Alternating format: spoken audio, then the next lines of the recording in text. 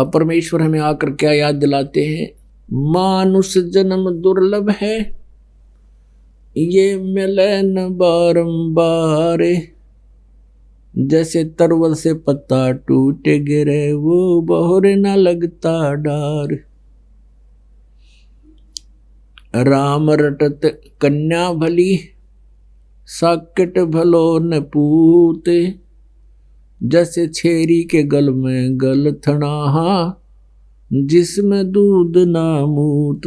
राम रटत कोढ़ी भलो, चू चू पड़े दो चाम। ये सुंदर शरीर किस काम का, जा मुख नाही नाम। राम रटत दारिद्र भलो, टूटी घर की छान।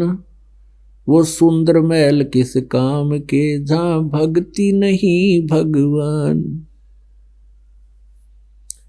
कबीर जिह्वा तो वाहे भली, जो रटे हरि नाम। नहीं तो काट फेंक दियो, ये मुख में भलो ना चाम। मानुष जन्म पाए कर, जो नहीं रटे हरि नाम। जैसे कुआ जल बिना, फिर बनवाया क्या काम। दुख में सुमरण सब करे, सुख में करे ना कोई। जय सुख में सुमरण करे, तो दुख काहे को होए। सुख में सुमरण किया नहीं, दुख में करते याद। कहें कबीरता दास की ही, कौन सुने फरियाद। परमपिता परमात्मा स्वयं आकर के अपनी प्यारी आत्माओं को ये ज्ञान बताते हैं कि जो साधनाएं तुम कर रहे हो ये व्यर्थ है, ये साधना ठीक नहीं है। लेकिन हम इस काल के अज्ञान से इतने रंगे जा चुके होते हैं, हम परमात्मा के वचनों पर विश्वास नहीं करते और उस लोक वेद को हम अंतिम मान लेते हैं। तो यही कारण रहा कि हम यहां से नहीं जा सके। परमात्मा पूर्ण ब्रह्म सत्य पुरुष वो चारों युगों में आते हैं, चारों युगों में आकर के वो लीला करते हैं और फिर एक जन साधारण की तरह एक जीवन जीते हैं।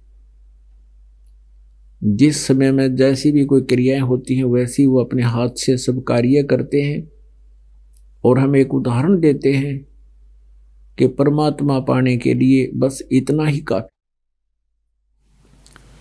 बाह्य आडंबरों की कोई आवश्यकता नहीं।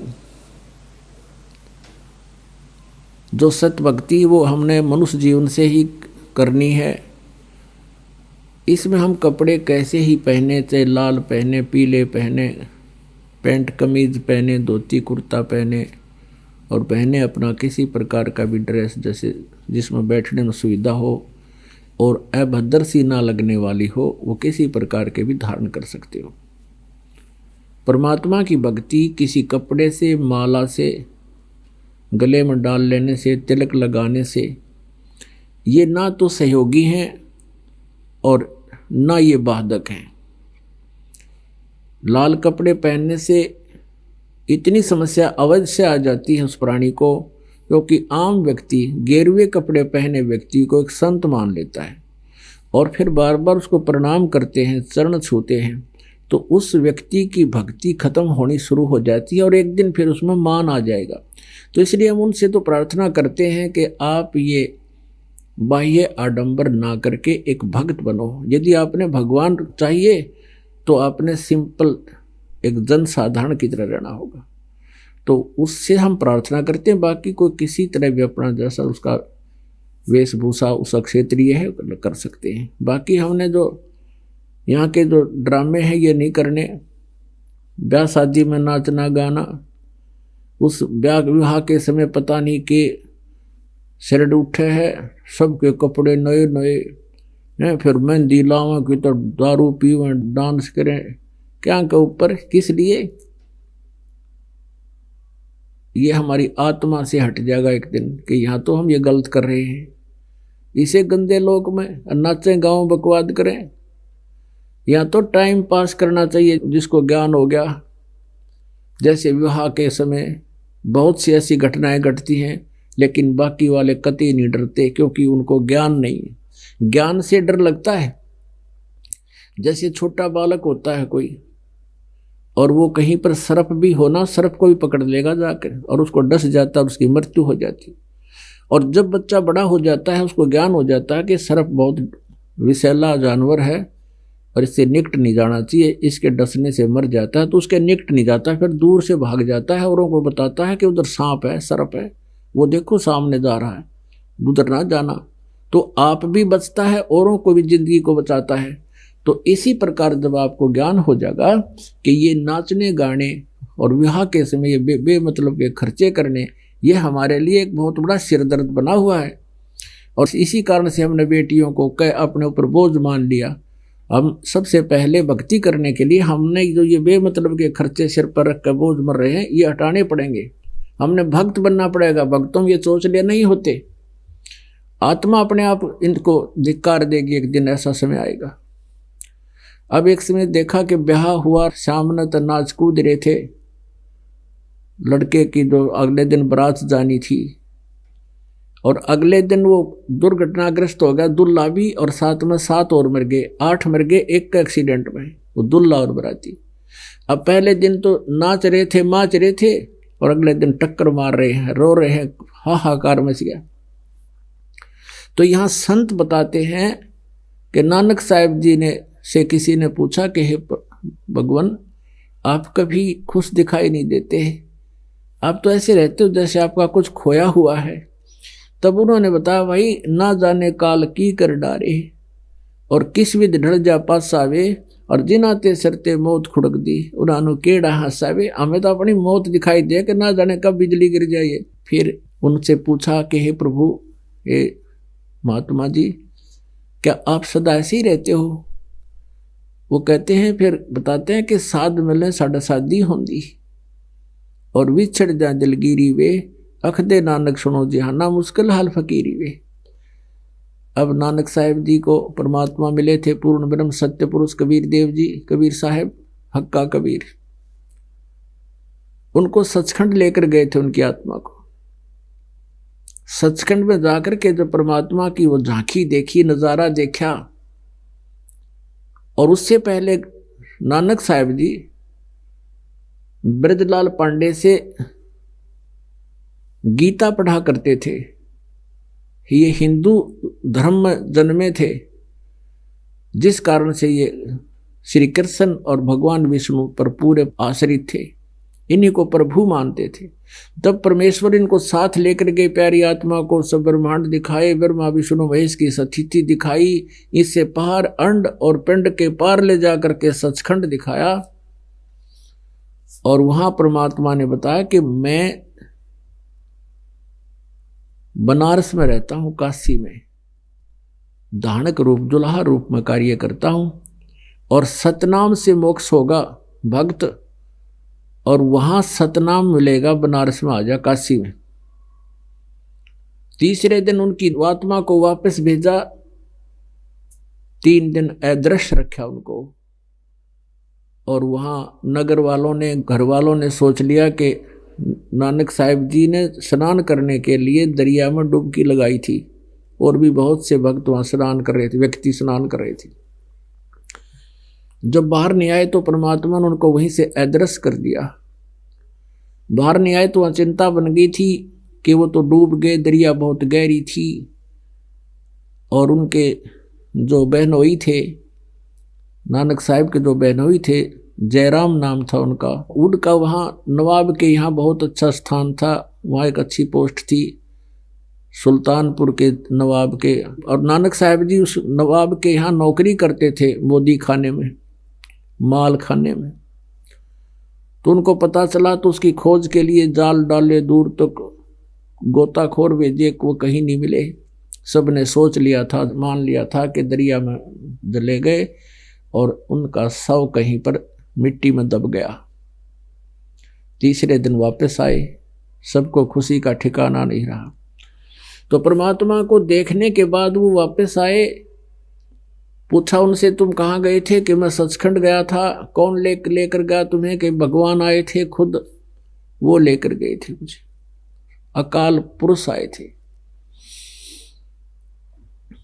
उस दिन के बाद वो नौकरी भी छोड़ दी और पहले वाला ज्ञान भी त्याग दिया। फिर उन्होंने केवल गीता जी के 7 श्लोक सेलेक्ट कर लिए थे और उन पांडवों से जाकर उन पंडों से ये प्रश्न किया करते थे कि गीता जी के अध्याय नंबर 7 के श्लोक नंबर 18 में ये गीता ज्ञानदाता अपनी भक्ति को अनुत्तम क्यों कहता, अपनी गति को? बताओ इसका कारण। गीता जी अध्याय नंबर 18 के श्लोक नंबर 62 में ये किसकी शरण में जाने को कहता, अपने सैन्य की? तो वो सट्टे मारते थे, वो अपने बारे में कह रहे, अपने बारे में कह रहे। नहीं, अपने बारे में तो ये 7 में अध्याय के 5 और 7 में कह रहे हैं, और 8, 9, 10 में ये किसी अन्य परमेश्वर के बारे में कह रहा है। किसी को ज्ञान नहीं था। उसके बाद नानक साहिब जी के कुछ शिष्य हुए, उनको समझाने लगा। कुछ एक व्यक्तियों ने बहुत अच्छी तरह उनके ज्ञान को सुना, क्योंकि हिंदू धर्म में जन्मे थे। उस समय बहुत अशिक्षित समय था, अशिक्षित जनता थी, और ये ब्राह्मण वर्ग जो विशेषकर जो गुरु पद पर थे, उन्होंने नानक साहिब जी के बारे में बहुत कुछ अनाप शनाप अफवाहें फैलवा दी कि तो हिंदू धर्म का विरोध करता है, ये बुराई करता है। खुद उनके पिताजी ने भी उनका बहुत विरोध किया था, लेकिन जिन्होंने आँखों देख लिया भगवान, वो किसी की सुना नहीं करते।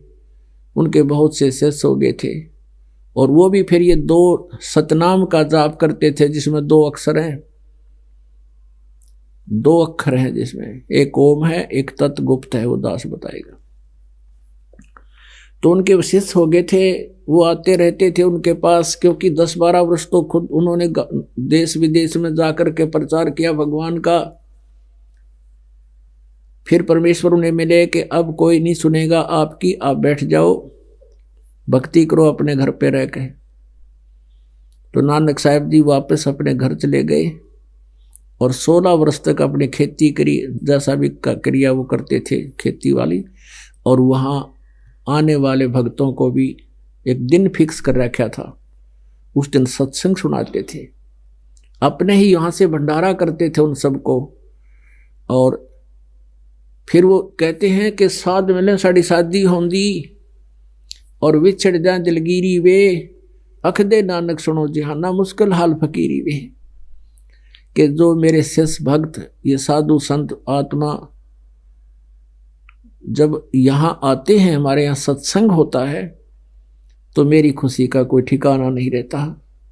और जब ये यहाँ से बिछुड़ते हैं, जाते हैं अपने अपने क्षेत्र में, अपने घरों में, तो मुझे चिंता लग जाती है कि कहीं कोई काल का दूत इन प्यारी आत्माओं को भ्रमित ना कर दे।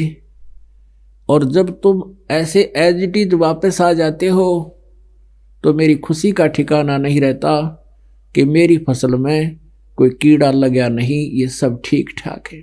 साध मिले साड़ी शादी होंदी, बिछड़ जा दिलगिरी वे, अख दे नानक सुनो जहाना मुश्किल हाल फकीरी वे। तो पुण्यात्मा, इस गंदे लोक में हम किस चीज के ऊपर खुशी मनावा? 1 सेकंड का भरोसा नहीं कि बिजली गिर जाए यहाँ पर।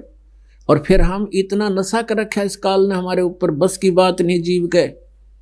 कबीर ये माया अटपटी सब गट आन अड़ी, और किस किसी ने समझाऊं यो कुआ भांग पड़ी। प्रत्येक व्यक्ति के अंदर ऐसा ज्ञान ठोक दिया, एक एक को समझाने के लिए बहुत समय लग जाता है। एक पुस्तक दास ने बनाकर समाज में वितरित करवाई है कि ताकि इनकी आंखें खुल जाएं भगवान के बच्चों की और पहचाने परमात्मा को। उसको भी पढ़ पढ़ कर कोई 6 महीने, कोई 1 साल लगा रहता है, और तब उसकी अज्ञान के पर्दे हटते हैं। इतना अज्ञान भर दिया।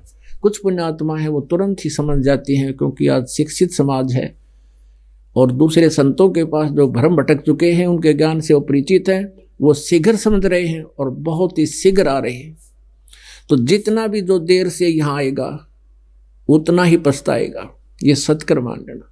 एक दिन पूरे विश्व ने ज्ञान स्वीकार करना पड़ेगा, क्योंकि ये प्रमाणित एथेंटिक मार्ग है। हम एक परमात्मा की संतान है, पृथ्वी पर हम अलग नहीं है, कोई धर्म हमारा न्यारा नहीं है। जीव हमारी जाति है, मानव धर्म हमारा हिंदू मुस्लिम सिख ईसाई को धर्म नहीं है न्यारा। हम एक परमात्मा की संतान है। वो परमात्मा अब हमें मिल गया है, उसके पाने की विधि उन्हीं के बताई हुई, और जिन महापुरुषों ने उस विधि से अपना प्रैक्टिकल किया उनके भी वही वाणी वही ज्ञान हमारे पास उपलब्ध है। उन्होंने भी यही प्रमाण दिया है कि हमने ये मंत्र जाप किए, हमारा मोक्ष हुआ। तो आज वही आपको प्राप्त है। बाकी जिस भी पंथ में आप जाते हो साधना अलग अलग है, नाम न्यारे न्यारे। कमाल की बात है, आम बीजना है तो आम का बीज एक ही होगा। कोई ये कह दे कोई संत कैसा ही नाम दे दो उसी से पार हो जाएगा, नहीं, आम का बीज एक ही जैसा है। अगर वो ऐसा है आपने बीज रखा तो आम है, और वो बीज नहीं बीज रखा तो आम नहीं है। तो परमात्मा पूर्ण मोक्ष कराने के लिए जो हमने साधनाएं करनी है वो एक ही है।